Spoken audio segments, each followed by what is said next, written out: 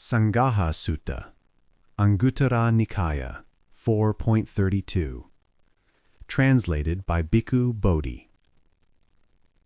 Bhikkhus, there are these 4 means of sustaining a favorable relationship.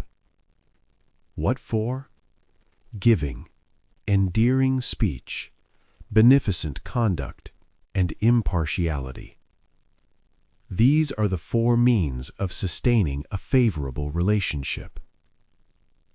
Giving, endearing speech, beneficent conduct, and impartiality.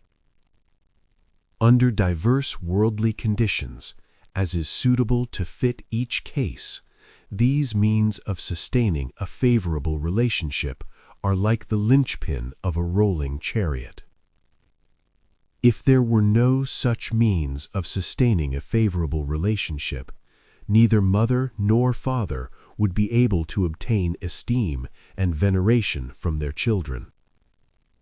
But since there exist these means of sustaining a favorable relationship, wise people respect them.